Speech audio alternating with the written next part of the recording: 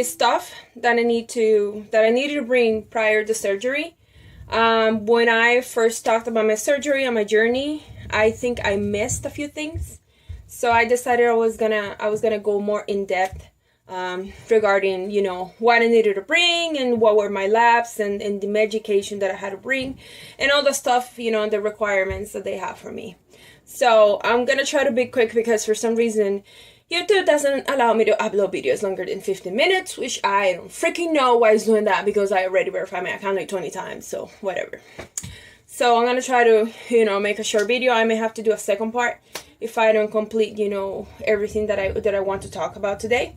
But let's just jump right into it because I don't want to waste more time. So the first thing I'm going to be talking about, and I wrote it down because it's a lot of stuff and I don't want to forget, is my labs. I obviously got them here.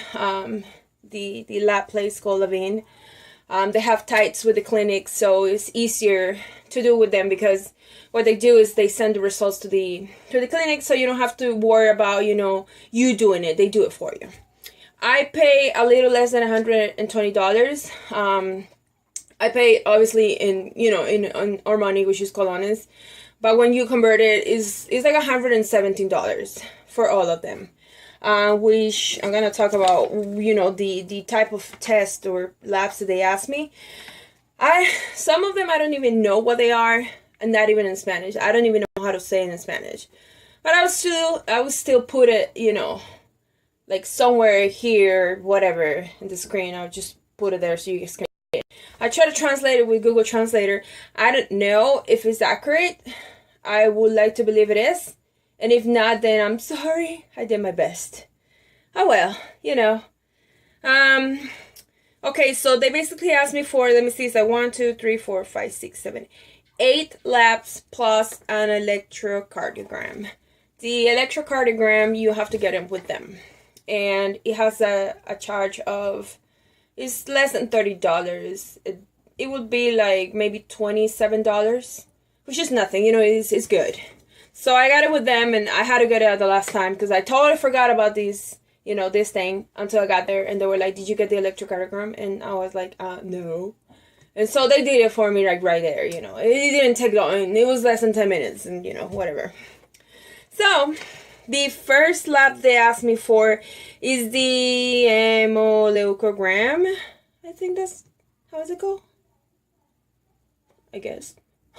Well, basically, this one is the one that measures your emo. You know, they want to make sure that your emo is fine. Obviously, if your emo is not good, they're not going to perform a surgery on you because you're going to freaking, like, bleed off to death. So, you know, they don't want that, and you don't want that either, right? So, you got to make sure your emo's right. So, obviously, they you know, they require you to bring that type of lab. And I remember that she was huge. Like, it had a bunch of shit. I didn't understand anything. It has a bunch of numbers and shit. It was like, because this one is like the complete one. So they measure everything. Then the second one, they asked me to bring one that is called coagulation times, I guess. That's what Google says.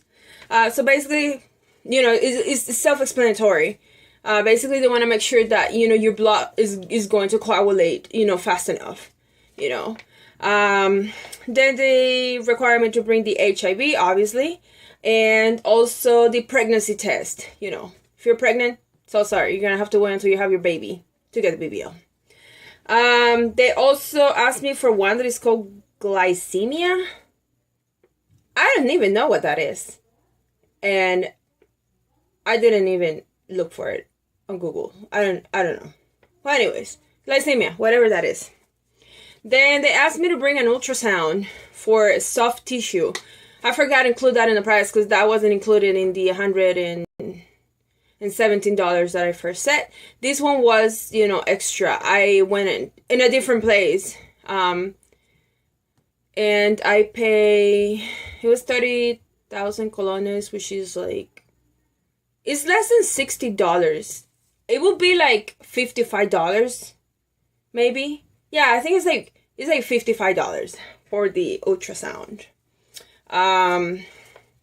Then one that is called electrolytes. Have no idea what that is.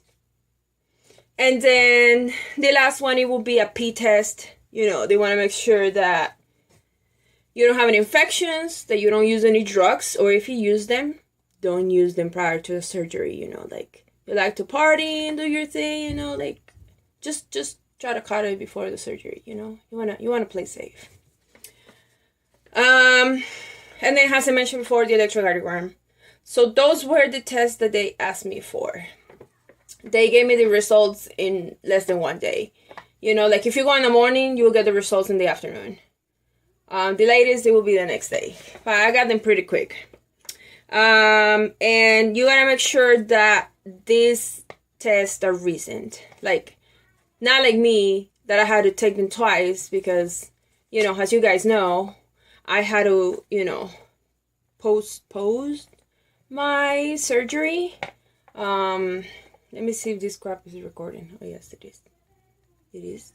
Oh yes. Sorry, I thought it stopped recording. Like, I'm traumatized because my phone sometimes stops out of the sun, and I'm like, what the heck? And I'm like, find myself talking like blah blah blah blah blah, and then it's not recording, and I'm like, fuck.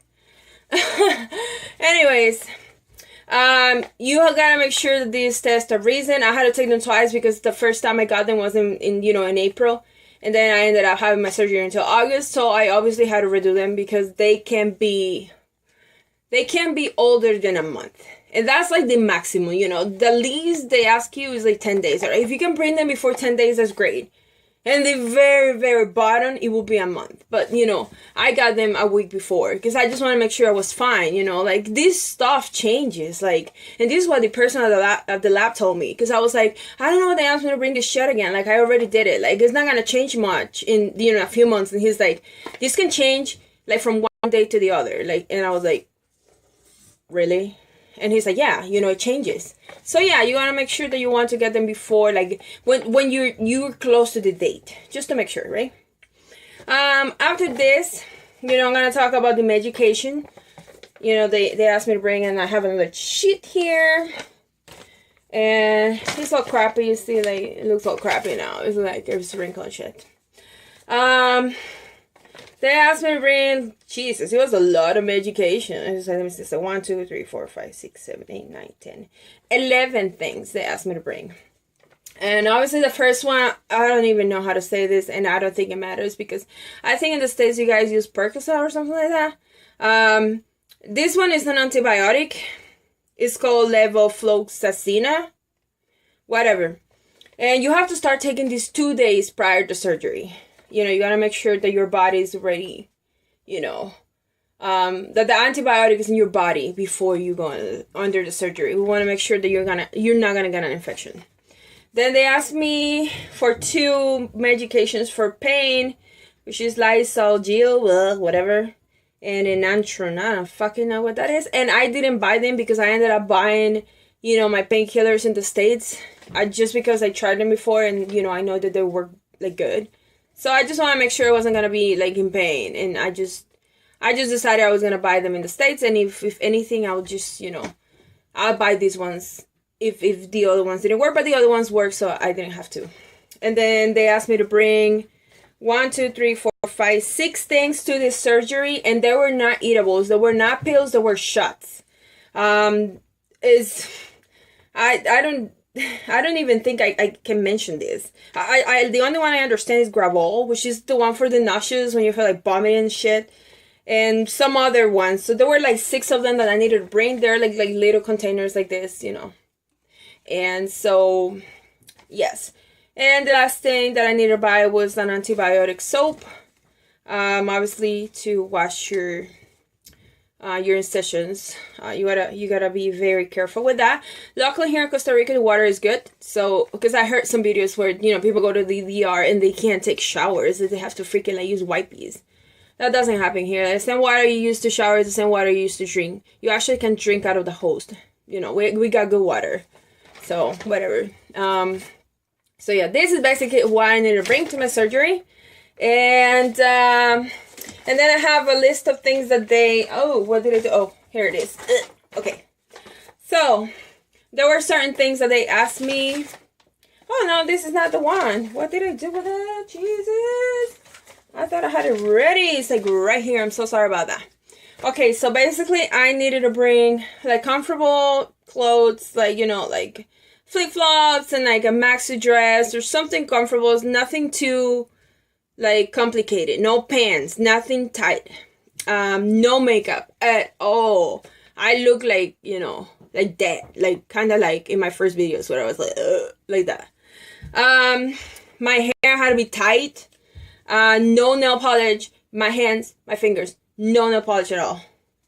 My toes are, you know, fingers. I couldn't eat for 12 hours prior to surgery. 12 hours is what they asked me. I've seen some people, they say 8 hours. My case, they said 12 hours, no food, no water, nothing. That was hard. Like, even though, you know, I don't eat a lot and, you know, sometimes I forget to eat. Like, not being able to even drink water was kind of hard. Then I had to bring Pampers, which I didn't understand at the beginning. I thought is, you know, and this may sound very stupid. I thought I was going to be like shitting my pants or something. I was like, why are they asking me to bring Pampers? Like, is it that people like shit during the surgery? I don't know. I was just thinking like that I was gonna be shitting there. I was like, oh my god. But no, it's because you're bleeding and you have a liquid coming out, so that's why. And also I had to bring like one package of like maxi pads, which I didn't also understand. I was like, why are they asking me if I bring maxi pads? It doesn't make any sense. Like, I'm not gonna be on my period. Like, what are they gonna do with them? It makes sense when I was all wrapped up in maxi pads with like tape everywhere. I looked like a mummy. And like, ugh, that's exactly how I looked. And then it makes sense. And then I had to buy more because I had to do it myself the following days because I was like bleeding so much. Like, nothing will catch it. So yeah, make sure you bring your maxi pad. One package is not enough. It's more like 10 packages. Trust me, like 10. Then obviously I had to purchase the, oopsie.